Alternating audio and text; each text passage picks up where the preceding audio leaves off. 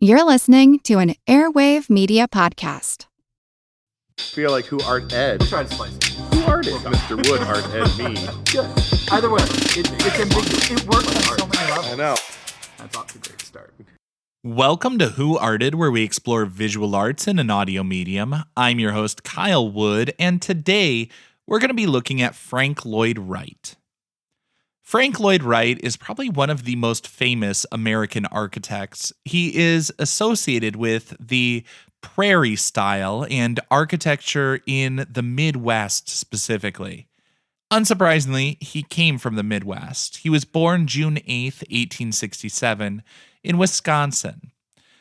His father and mother traveled around a bit. His father was a preacher, so he was preaching and playing music in those early years. They traveled around for the first decade or so of Frank Lloyd Wright's life, but they settled in Madison, Wisconsin in 1878.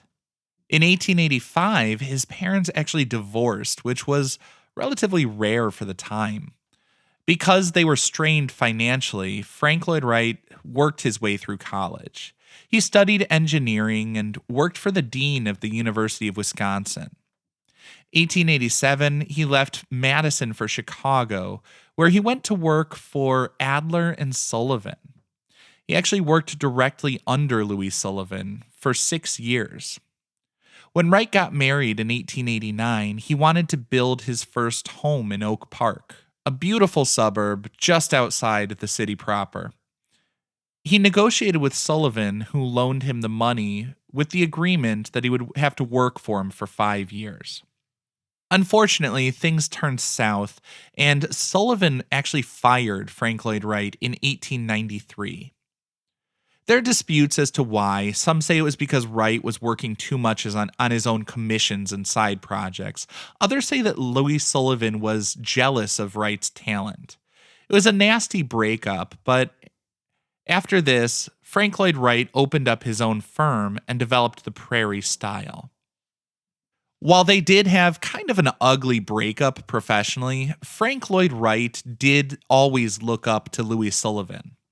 When Louis Sullivan died, completely broke, Frank Lloyd Wright actually stepped in. He and some other architects paid for a stone to be inscribed with the immortal words that form must ever follow function, as a nice tribute to his former mentor. Now, I think something to understand about Frank Lloyd Wright and his vision was he was trying to create a distinctly American style of architecture. A lot of the work previous to that had largely been, let's face it, kind of knockoffs of European styles and trends. Frank Lloyd Wright looked to the nature surrounding him for inspiration. He emphasized the horizontal planes, relatively simple geometric shapes, but there was an elegance to it. He focused a lot on openness, natural materials, letting the sunlight in, all of that stuff that makes a place feel like it's not just placed into the landscape, but a part of the landscape. I think that unity between the natural environment and the constructed environment was Frank Lloyd Wright's biggest innovation and his lasting legacy on generations of architects to come. His most famous building is called Fallingwater.